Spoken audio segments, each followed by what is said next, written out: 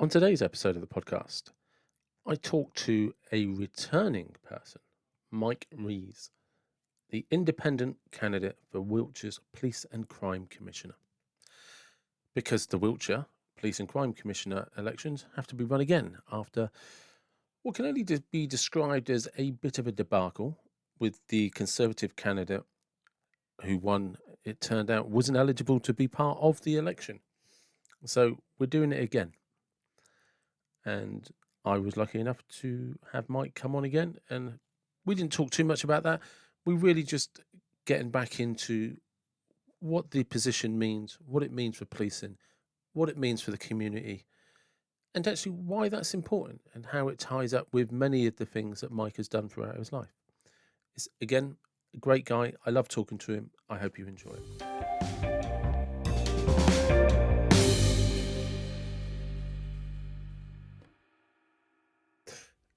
Good afternoon, Mike. Welcome to the David Watson podcast. David, thanks for inviting me again. Always a pleasure to see you. You're very welcome. And this isn't why I thought I'd be talking to you again. I thought we'd get into a boxing thing when we had the chance to catch up again. And it turned out there was a little issue with the voting system. Yeah, slight issue. Yeah. Quite an expensive one as well. But we are where we are, I suppose.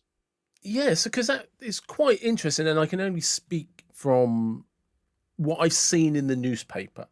And there seems to have been the Conservative candidate allegedly or apparently did declare his criminal record, and somewhere along the line, nobody pointed out that he couldn't actually run for office. Is that correct? Kind of publicly. It's not quite clear as to what's happened. It's very clear on the application form that if you've ever been convicted of an imprisonable offence, you're not eligible to stand for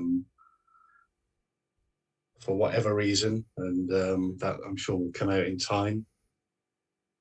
Mr. Seed has not declared that, it would appear, and he's obviously had he's saying he's had conversations with his party about it. Thinks he didn't have to declare it, but it's quite clear. I mean, yes, it's 30 years ago or whatever, and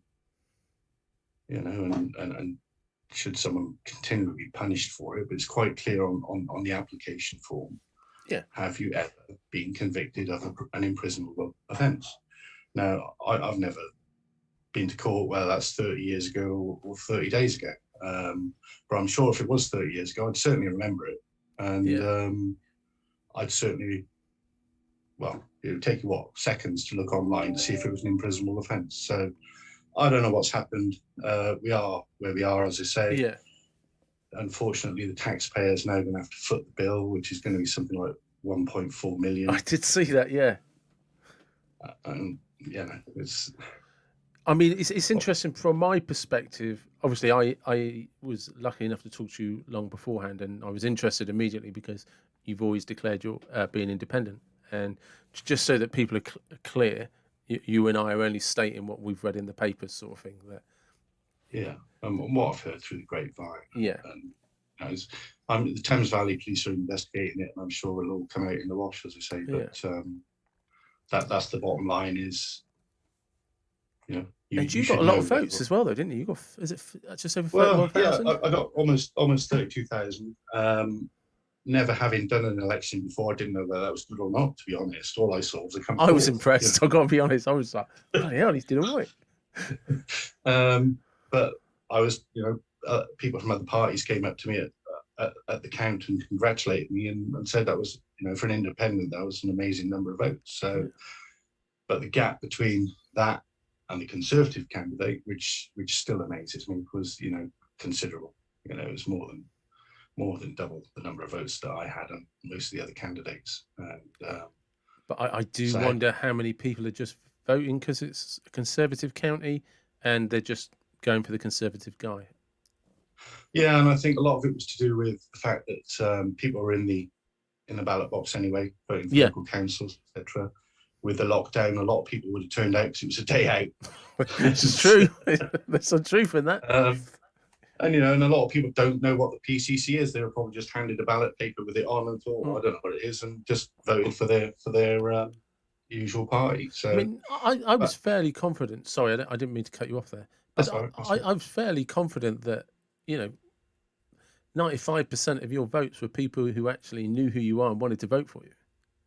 Yeah, yeah, and I would hope that they would turn out again, but that's a big gap to close. So But is it? Because I wonder how many people will turn out again. Because, like I yeah, said, people like me who did genuinely vote for you and have said to people to vote for you, I'm going to turn up again. I'm going to vote. Do you know what I mean? Because yeah, it matters to me and it was important. And you have a yeah, boxing club and I like boxing, so yeah. so he's probably all right actually. Do you know what I mean? I'll ignore the fact he's an ex-policeman because he's got a boxing Yeah, club. any reason will do. Yeah, yeah, that's right. Just put the X there. Don't get it wrong, Yeah, David. Do you yeah. know what I You you weren't one of the ones who drew some graphic mean? drawings next to Do my you know name. that always baffles me? Right? It's like, to all the effort of walking down to a ballot place to deface Yeah, the ballot? You could just not turn up. But there's some, I mean, I'm happy that I don't understand how that mind works. That I'm yeah. going to go down there. I'm going to show him on my anonymous ballot. I'm going to draw something. It was, in fairness, it did put some lightheartedness into the day because being at a count is not a lot of fun. I can tell you that now. No, I guess it's not. And so when we were called over to look through the spoiled papers, it was actually quite entertaining. What people had, the lengths some people had gone to. So it did break the day up a bit. So thanks, everyone. Yeah, yeah. I mean, I take it then some of them actually put in a reasonable amount of effort. Yeah, there's some like pages, a whole page of text of why there shouldn't be a PCC. Well, just What? don't vote. It's Why just go to all that trouble? it's a wonderful democracy we live in. You don't have to vote for it. Yeah, You could yeah, even start yeah, an online petition and get them removed. But yeah, you know. yeah. So So, we're back in it, yeah, and this time round, because I have mine here because it's come through my door box. yes, We have leaflets and everything. It is so just because initially you weren't sure whether you would do it again. yeah. It it's hard to describe. I mean, this has been well. Now we're sort of getting on for 18 months since I first put my name forward for this. Then we had the postponed election, and it's when you're trying to run a business, trying to deal with your family life and family issues, and your boxing club, your boxing commitments. It's hard work. It's hard work to fit everything in and do it justice. And when I looked at the gap between myself and Mr. C, and the toll it had taken on me individually, my family, and the business, I thought, do I really want to go through this again? And I thought of all the whys and wherefores, and I've got a great amount of support, and I'm really grateful for the people that have been helping me through this. But I think the one thing that really made me go for it is I just hate losing. I hate losing. So, Yeah. let's come back for round 3 now, I suppose. But yeah, But hey, let's if give it you're a in go. the fight, you're in the fight, though, aren't you? I thought it's another couple of months of my life, and I've done it this long. Let's just keep going, and whatever. Like I said last time, my life will still be good when it's all over if I don't get elected. If I get elected, great. If I don't, No, I'll still enjoy. yeah, Still for enjoy sure. life. But just to give some people some background as well, is you have to pay the £5,000 out of your own money. Yeah, and thankfully I got that back after But the last election. but there's a significant difference, isn't there? Because you're not backed by a party. No, and they do get that paid for them. I think it cost me, because we had to put our expenses in recently for the last election. I think it cost me personally on top of that 5,000 about two and a half thousand. And of course I'm going to have to spend that again this time. I've got a real good PR team with me. They've been with me right from the start, and they said, Mike, if you go for this again, you can't stick to this. We're not spending any money on the campaign thing. And because you have your GoFund page, didn't you? they said, we've got to do GoFundMe. And it just went against all my principles of, the amount of money we needed, which was somewhere around 10,000. You could really put that money to good use in the community, and to just spend it on little old me, little old council boy who's trying to be the PCC, it just didn't sit well. I said, well, look, if you want to do that, that's fine, but I'd rather be detached from it. And I really, just get me on, I really genuinely appreciate it. And it's amazing that people are willing to support you. So I owe it to them really to stand again. Apart from the fact I hate losing, I owe it to the people that have been following me and backing me. And I thought it's another 2 months. Let's go for it. So because I think it's important that people understand it. The significant difference is you're paying for this yourself. Do you know what I mean?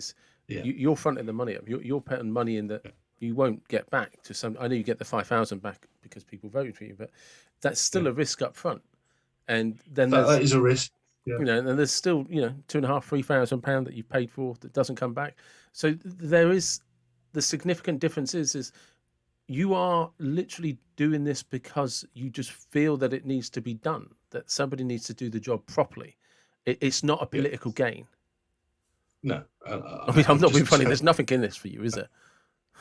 Not really. I think I said last time, it's not a job I need in my life. I just think someone has to make a stand here and try and change things, keep policing away from political influence, and police in a neutral manner. And I feel really strongly about it. And like I say, I'm quite a principled bloke. So in the absence of anyone else sticking their hand up as an independent candidate, I just went for it. And I think, I think I can do a good job for the public of Wiltshire. If I didn't think that, I wouldn't do it. So, and people look at me as an ex-cop a lot. There's been a lot of criticism of, oh, you're just an ex-cop, job for the boys and all that.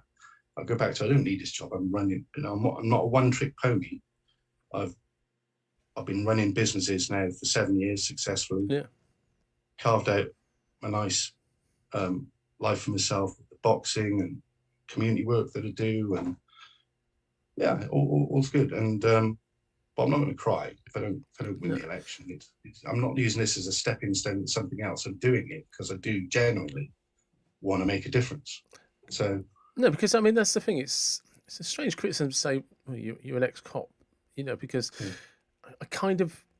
because I think people misunderstand something about the police. And this is a job that covers the whole of Wiltshire, and who you need somebody that actually does understand how difficult it is to be a police officer, and does understand the difference between police officers that are just under stress, police officers that are struggling, knows when a police officer is doing a good job, knows when a police officer was doing a good job, but just the shit hit the fan or whatever.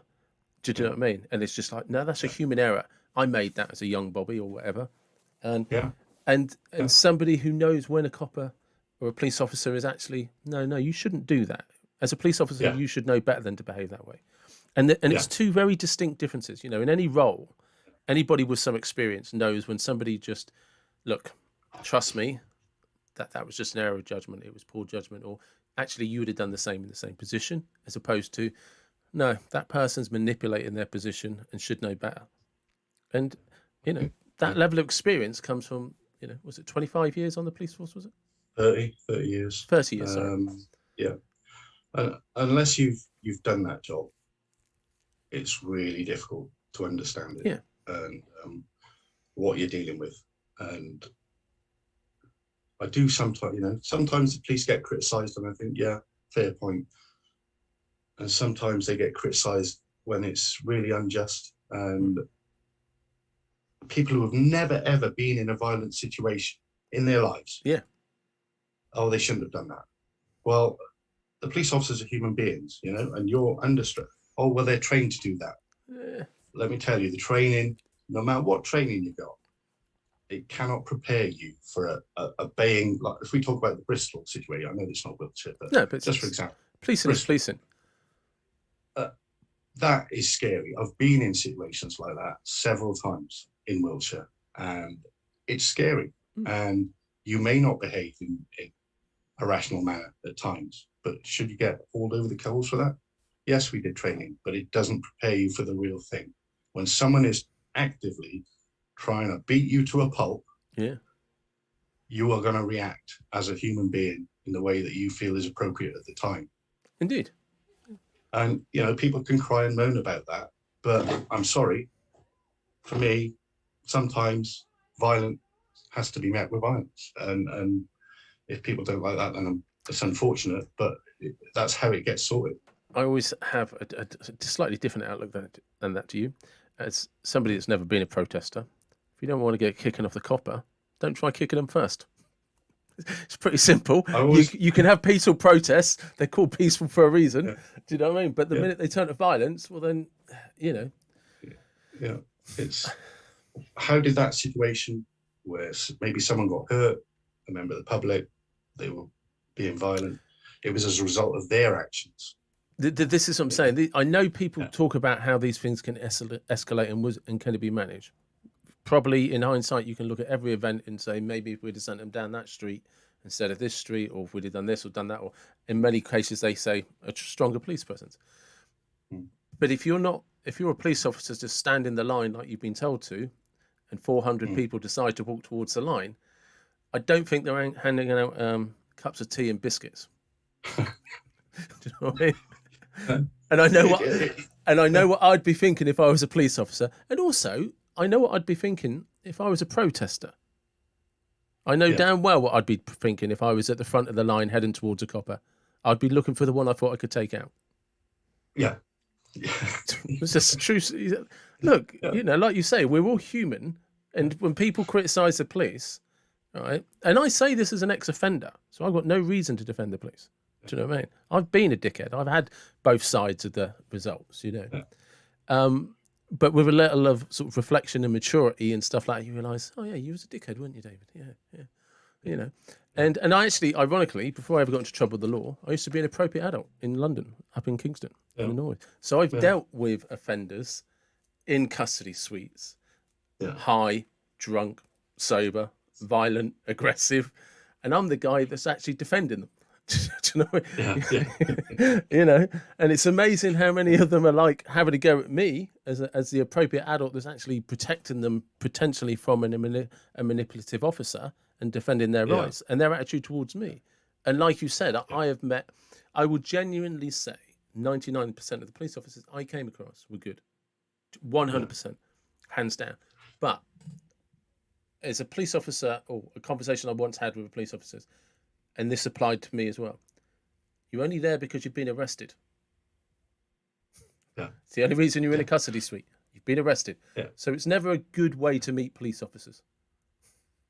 I say police officers, human beings, and they're always bad. They're always bad apples in any organisation. There are always people that will let that organisation down. And if you look at the Sarah Everard thing recently, and then like all police officers are murderers or rapists. What happened was disgusting, but you will find that all police officers are disgusted by what that Wayne Couzens did. That's the thing. It's a dangerous line when we tar an entire force by the actions of one person. Yeah. And because I've been in plenty of custody suites where people are spitting and kicking, and all they're being asked for is their name and address and their details. Yeah. And then that same police officer on his next shift will have to then go outside, be walking the streets and be dealing with anybody, and the last person they spoke to was spitting in their face. Or they're the ones that are going to go and tell somebody that I'm really sorry, but so-and-so's had an accident. You need to go. Almost every day you'd be driving to work thinking, what's going to happen today? What am I going to face today? And that's no different now. Police officers have that mental stress. Yeah. There's violent situations, but they do a lot of good work as well. But that just seems to be brushed aside as well. That's their job, But the good work that's their job. Well, come on, you got to go. reward them as well as criticise. So let's be, like I said, I've said this before. I personally think that generally across the country, our police force do a great job under circumstances that I feel have become incredibly difficult because as much to do with politics as anything else, because largely nobody seems to do much about ringing the praises of the police, but they're very quick to criticise them when it's all going wrong, and often or not, it's for a headline without yeah, ever yeah, exploring what may or may not have gone wrong, if anything went wrong at all. yeah, yeah. I mean, you can't win. It's the bottom No, line. The police, you can't win no matter what you do. But I just think sometimes the criticism is justified.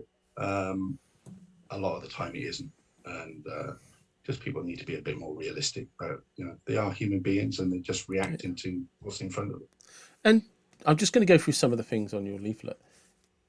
Do you think things like the stronger presence help that in the community? Yeah, yeah. Well, what do people want from the police service? They essentially they just want to feel safe, don't they? They just want to feel safe, and they want to know that if they need the police, they are going to respond in a manner that that person would expect them to. Essentially, that's if you did that, everyone would be happy, wouldn't they? Everyone would be happy. And but I think closing police stations, the lack of staff, community policing really is not visible, and it needs to be more visible. I think it makes people feel safe, but not only that, that's how you get your community intelligence. You get to know people in the community by being there for a while, getting to know your shopkeepers, your licensees, your locals, your local bad people. They will talk. If you build a relationship with them, they may not like you, but they will generally talk to you. And it's amazing what people will tell you when you get to know them. And if you withdraw from the communities, you're going to lose that intelligence stream. And policing works on intelligence. That's what police react to, is intelligence. So for me, a visible presence and getting in the community is really important. So yeah, that's from the presence. I mean, I remember growing up as a teenager in Amesbury.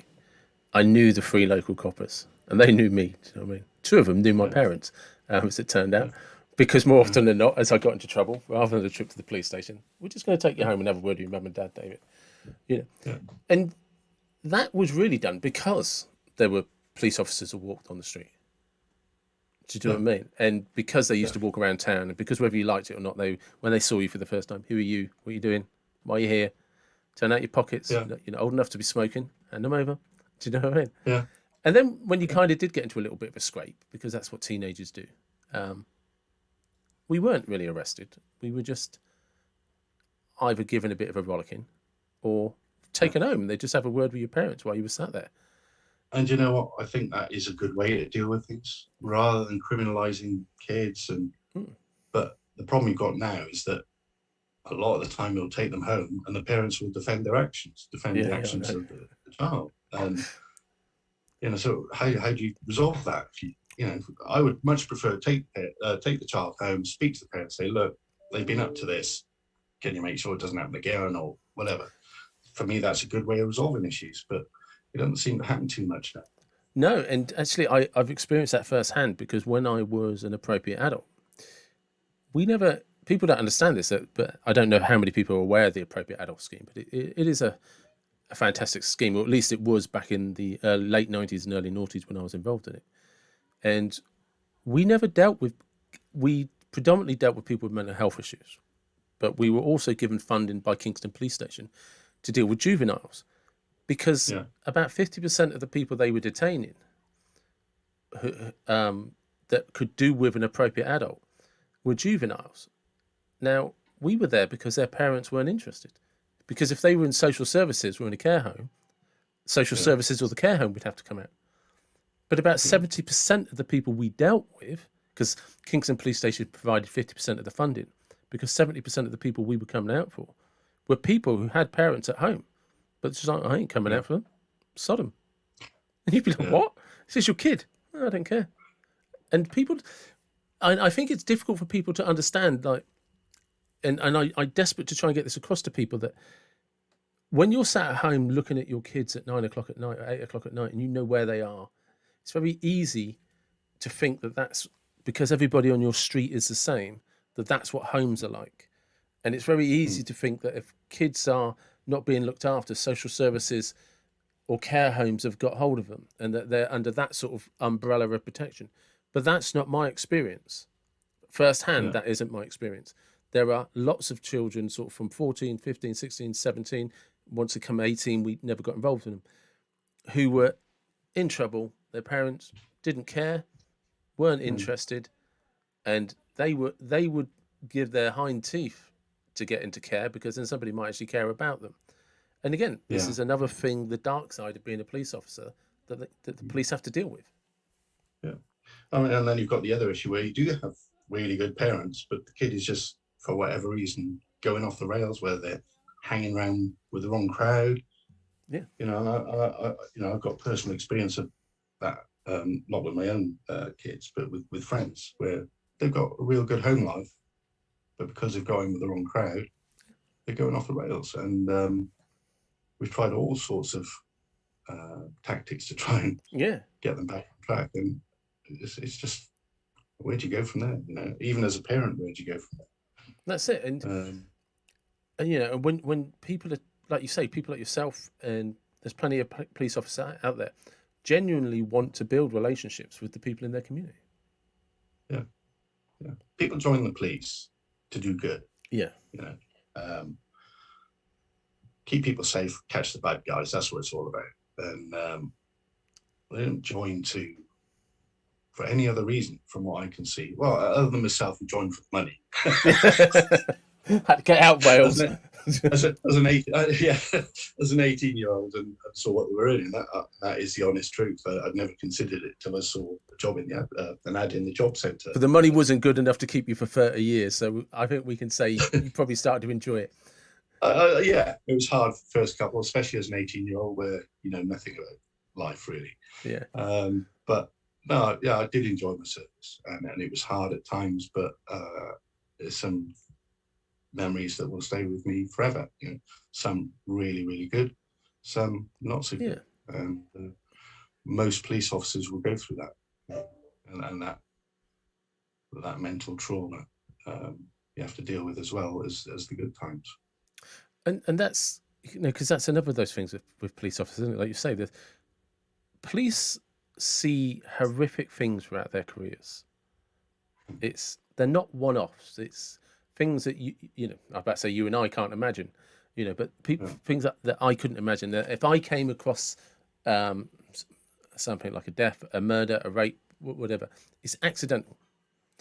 It's not something that when I get that call or I get told that I'll have a sixth sense that this is what I'm walking into.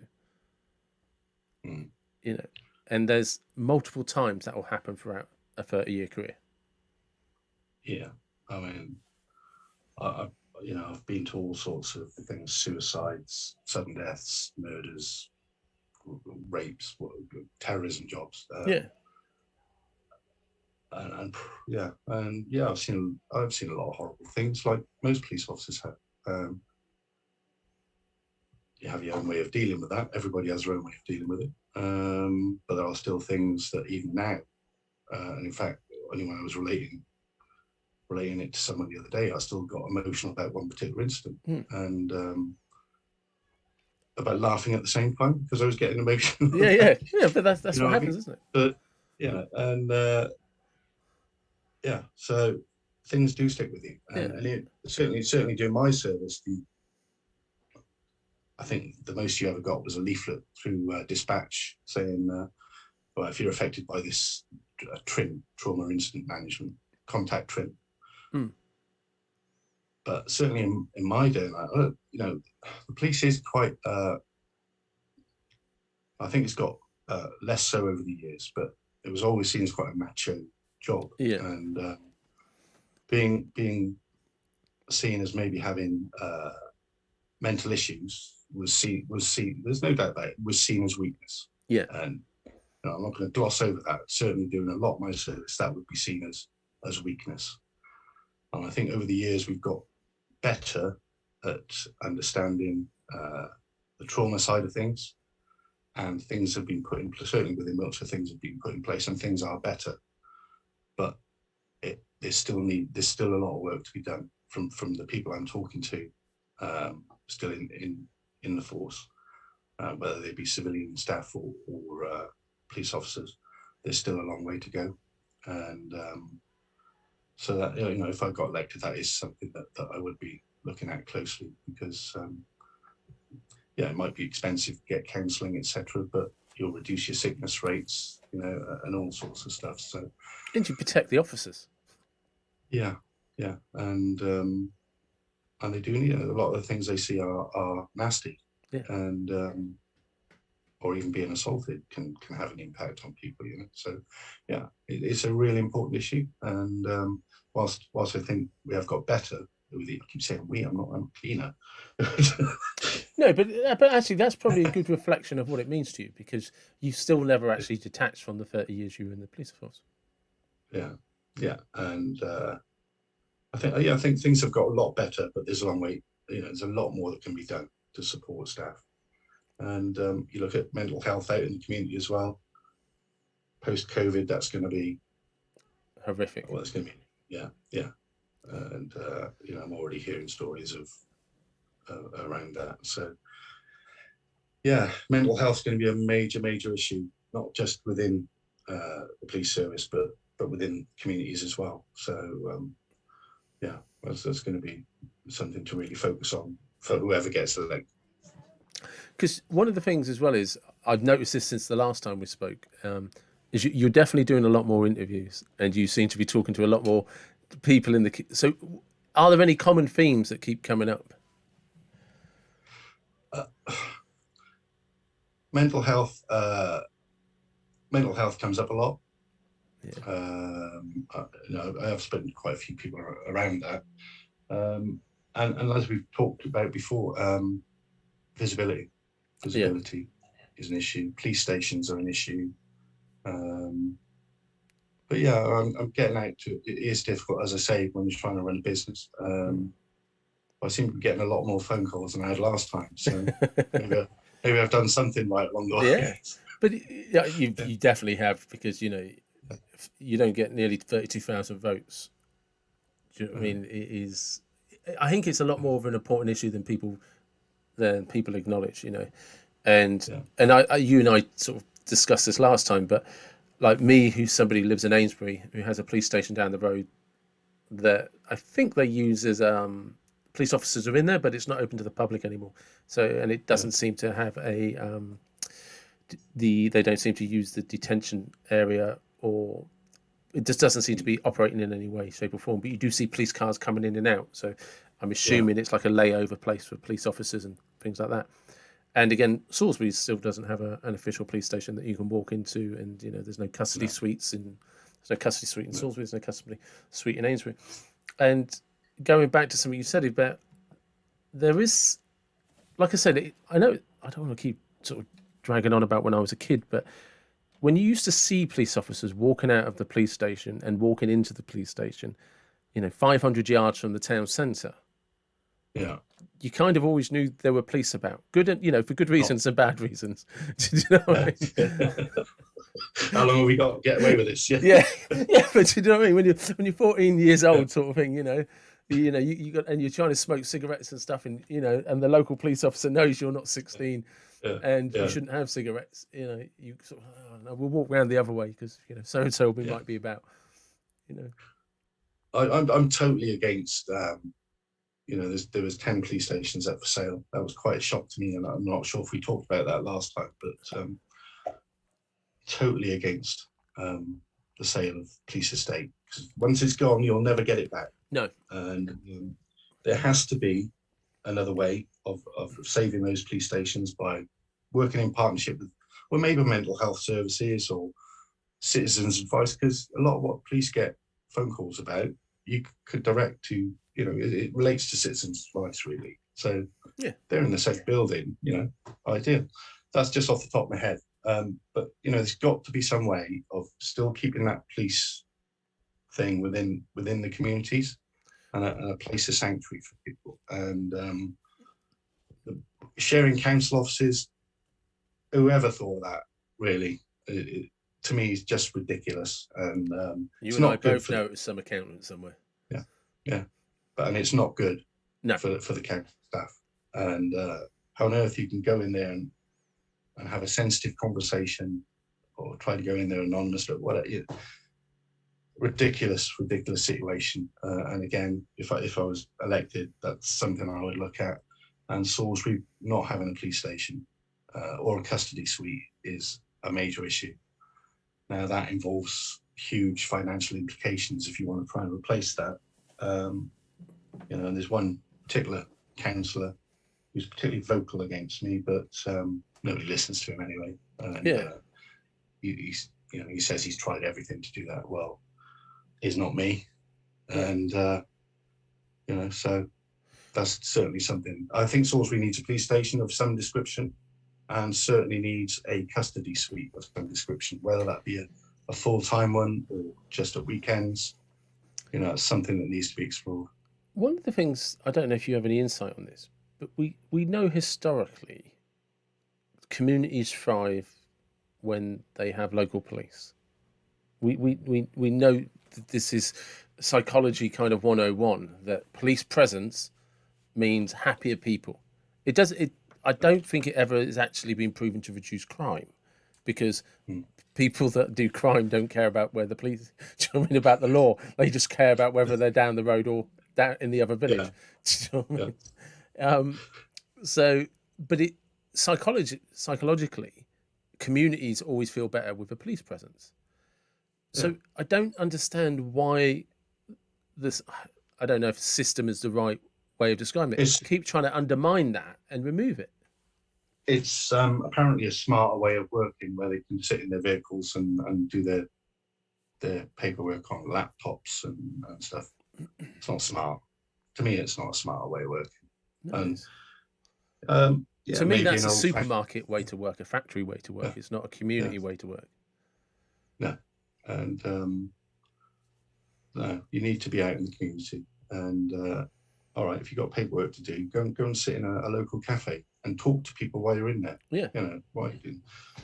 Just an idea, but but it's not hard, is it? It's not just like, why didn't you go? Like you say, why didn't you go into a local cafe? They go into coffee shops anyway to buy coffee, and people will talk to you. Yeah, people will talk to you. And when I go out, people, even after 7 years, people still see me as old Bill.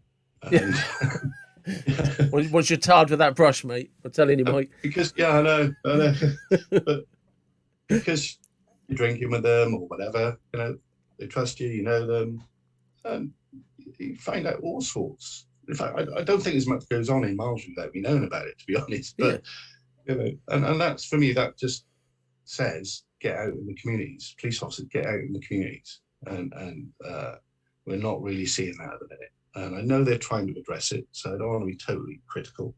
I know they've got a new sort of community policing method, and let's see what happens. But for me, that's a really important thing for people. And again, we need to make sure that happens. Because there must be as well, kind of like that same kind of community philosophy runs alongside having the boxing gym, doesn't it? Sorry, in what sense? Well, in the sense of it's a place where people can go, where you actually have to listen to people. You have to find out what makes them tick, what makes them switch on, what makes them switch off. Because everybody in there trains differently, and some people thrive from getting shouted at, and other people just thrive because you don't say anything, but you just like, I'm disappointed, if I'm honest. I thought you could do better. Yeah. And that'll crush. You know what I mean? Some people get crushed different ways, and other people get inspired different ways. Yeah, and it's a really you're not just a boxing coach. You're a mentor, social worker, all sorts of different things. And sounds like a community police officer, doesn't it? Yeah, you have to get to know social worker, mentor, someone to talk to. You have to get to know your boxer. Yeah. To understand what's going to make them better. And like if they're in a contest in between rounds, some of them will respond to, this isn't good enough, do this, Yeah. do that, and they'll respond to that. If you do that to some of the others, it'll destroy them. So you have to encourage them, or say this was good, excellent, doing really well, but just do this now. Just different ways of communicating with them and finding out what they respond to. And that's the same as anything really in community, I suppose. Yeah, you're right. Yeah. Good point. Yeah. It's a shame it's Monday, because that's my one good point used up for PCC. Yeah. I've just lost my one good point for the week, and it's a Monday. I'm in trouble now. I've got to blag the whole week. I try and pull that out around a Wednesday or a Thursday. But it is, isn't it? It's about not chucking a blanket over every solution and understanding what individual needs are, what community needs are, and it's just how different people and different environments respond to what's going on. Yeah, absolutely. So obviously I do the boxing work, and I get involved with the homeless project to a degree, with trying to help them with, but I get the boxers involved in that as well, to try and build a bit of a, what's the word I'm looking for? Charitable, is that the right word? Charitable spirit within them. Community spirit, charitable spirit.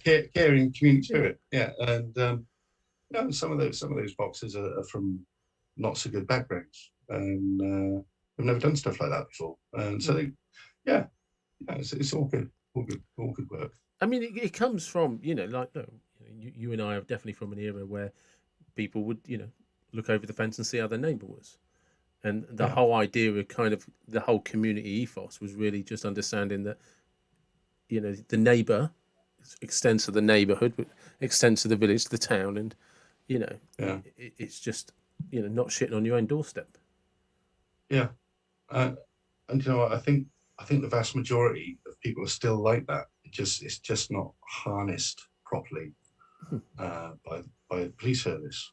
And yes, there are neighbourhood watch schemes, etc., but are they being serviced correctly by the police? Are they getting? Is it a two-way thing, or are they getting disillusioned? Yeah. Because I've heard some stories where they are disillusioned, where they're reporting things, and I'm thinking, what's the point?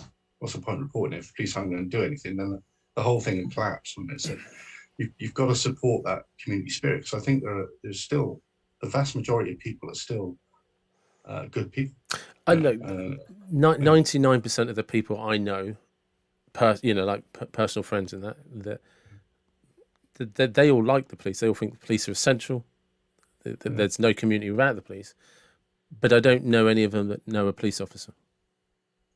Yeah. In fact, I was talking to someone from one of the villages around here, and they were on the parish council. They'd had a letter from the local policing hub, because it's nowhere near the actual village, saying that the community inspector has now moved on. And they said, we've never heard of him. We've never met him. We've never heard of him. But that's sort of, he's now telling us thanks for everything. And he's moving on. Yeah, but that's what I mean. It's so this kind of this superficial way of working where everything's being streamlined forgets you can't streamline personalities. You can't streamline connections. That one-to-one connection. When people know who the police are, and then they hear criticism of the police force in the national news or whatever, they're like, well, that's not my police officer. Yeah. People separate the difference between a bad egg and the entire police force, because their experience of their local police officers is, well, I know Mike. He was all right, he took care of me. He was all right. He's down the local boxing club. They don't think about, all coppers are bastards. That's not what comes in. Yeah. It's so I forgot where I was going now. That's me rambling on. But I forgot where I was going with that. But sorry. It is, isn't it? Because people, once they can put a name and a face to something, you're an individual. You're my friend. You're somebody I know. Yeah. And that's not my experience of you. And actually, when you knocked on my door and said, "Oh, look, I hear you're the local neighbourhood watch or something. When's your next meeting? We're going to send a police officer down to have a chat, see how things going." Everybody's like, "Oh, they care. They give a shit. Yeah, just, there are massive issues with staffing. So I understand what the chief officers are up against. Massive issues with funding, but there has to be a way, and I've got some ideas around that, and of getting more visibility. Ultimately, that's a decision that the chief constable has to make. I mean, I can come up with all the ideas I want, but if the chief constable doesn't want to do that, that's a matter for them. But yeah, I think you just need to get a little bit more creative, and I've always been a creative person. So, But yeah, do you think the police constables will be more willing if they realise that the PCC actually has their back and isn't just trying to have a political stepping stone? I think there's definitely a disconnect between PCC and the people that are out there doing it. I don't want to be too critical because, should we just say that I would be a much more approachable, accessible Yeah, PCC. I would want to be regularly in touch with the people on the ground, because for me, if you really want if you really want to know what's going on, don't listen to higher up the chain who are just going to tell you what you want to hear. Listen to the people out on the ground. Get on the shop floor, and then you'll get a good idea of what's going on. And I do that. I've still got a lot of friends there. I know what's going yeah. on. And I went for a chief constable's briefing this morning with all the other candidates, and it was really enlightening. It was a lot different to the stories that I'm being told by people on the ground, which I kind of expected. But I guess the reality is somewhere in the middle, and so, yeah. But for me, if you want to know what's going on, speak to the people out there doing it. But that comes back around to what we were saying in the beginning, wasn't it? Is you, as an ex-police officer with 30 years experience, know the difference between a police officer that's doing a good job and is having trouble with the system, and a police officer that's doing a bad job. And I remember I don't remember exactly when the PCCs first came about, but I do. 2011. Yeah, I do remember it being in the news and everything. And the whole idea was to have somebody that had the backs of the police force, and would it be the intermediate between the police force and the politicians? And it seems to have become exactly the opposite. It's when you look at the makeup now of the PCCs, virtually, I would say, with the exception of maybe 2 or 3 force areas, are conservative PCCs. Yeah. So this is again why I think you need to be independent, because yes, there will be policies, procedures coming down from the government and demands. Personally, if I didn't think that was good for the people of Wiltshire, I'd kick back. And like I say, it doesn't. But you and I, it's not possible. It's not possible. If you're a member of any political party, be it Conservatives, Lib Dems, Greens, or Labour, whatever, when the instruction comes down from your boss, why are you going to kick back? Well, you wouldn't. No. Not if you value your career and your job. Yeah, you're not going to kick back, because and that's why the PCC was always supposed to be elected individuals and independents. And this isn't a career for me. This is, I want to go in and do a good job for the people of Wiltshire. I've had my career. I've had my police career, and I've run. I set myself a challenge of running my own business. I'm working for myself and making success with that, and I've done that for 7 years. This is just another challenge. And like I say, I'm not doing it as a stepping stone to another political job. I'm not doing it because I need to fulfill my ego. I'm not doing it because I want to get a knighthood or an MBE. I'd like an MBE, Mike, but not for the PCC. Services to boxing. I'm doing it because I genuinely want to do it and try and make a difference. So the people, as I said this last time, people will have a choice, don't they? They can vote for a politician or they can vote for me. And whatever they choose is fine. I'm not going to lose any sleep over if I don't win. I'm not going to lose sleep. But I think the PCC should be independent, and if I did get elected, I'd be the only one in the country. So that would. It's not a bad place to I'm not. start, is it? It's not. I'm not going to get many favours off the government, so. No, no, that's very true. And you're not going to be invited to many dinners, that's for certain. No, no. You know. So swiftly changing it now to our other favourite topic, boxing. Yeah. I forgot the lady's name that you were taking. Sorry, Beck Connolly. that's it. Beck Connolly. How's she doing? Yeah. Okay, so we had 2 fights on Sky, both against very good opponents. One taken at short notice, and we got through the fights. We got through. We did well, and as a result of that, we've parted company now because I just can't. If you're going to do something, you've got to give it 100%. And with everything I've got going on with the PCC, I can't give 100%. And so back to training with someone in Swindon now, as I understand it. She's got a fight coming up in August, which again I think is on either on Sky or DAZN. I was going to wonder how does that affect things now, because Eddie Hearn's given up Sky, hasn't he? And has created the zone with those people in America. So I wish her all the best with that. Tough girl. Yeah. And I hope she gets the result she wants. But it is going to be yet another tough fight for her.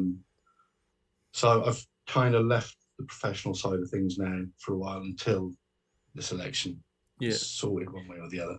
If I'm elected, then I'll probably have to leave the professional side of it for a little while longer. But my ultimate aim, and I had a moment of clarity weekend, which doesn't happen very often, but I had a moment of clarity. It's like my good points. Just before the Lions game, and I just said to my wife that we're going. I've worked 7 years beyond the police. I've done my 30 years there.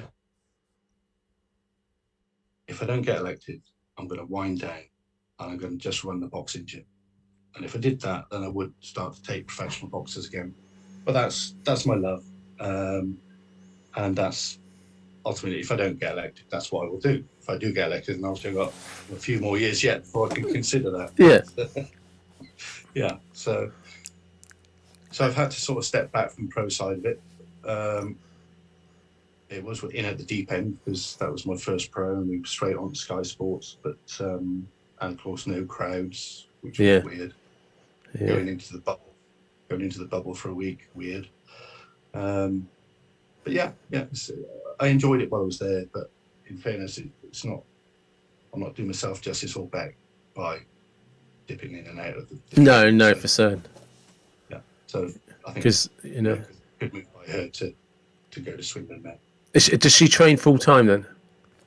Yeah, she's in camp at the minute for this bout in 7th of August, I think, against Ebony Bridges. Right, is that who she's fighting? Yeah. Yeah. I know who Ebony Bridges is because she had that amazing fight last time. She come out of a hell of a busted up eye. Shannon Courtney. Yeah, that's it, Shannon Courtney. Yeah, because I follow Ebony Bridges on Instagram. Because she's always, so do I. Yeah, because she's always posting up. Well, she posts up lots of things, but she actually does post up a lot of good stuff about boxing. Because she's just done a tour of Philadelphia. Yeah, she's a good fighter actually. I was quite surprised by her fight with Shannon Courtney, how good she was. So that'll be an interesting fight for Beck, but hopefully she'll get a good payday and do well. So yeah, I think a lot of people were surprised by Ebony because of just ferocious. I mean, she got outboxed. Let's be fair. But the worst kind of opponent to be up against, because she wasn't going down for anybody. No. And she and the smile on her face with her eyes stuck out here, like a golf ball on the side. So Jesus Christ, you know what I mean? I've only got to catch my finger and I'm in tears. Yeah. Oh, she's tough girl. So that will be a hard fight. I think she can punch as well. So,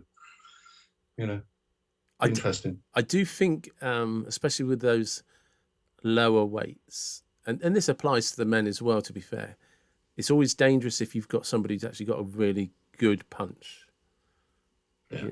Because once you get above about middleweight, super middleweight, the top guys tend to have a a concussive punch, if not a knockout punch.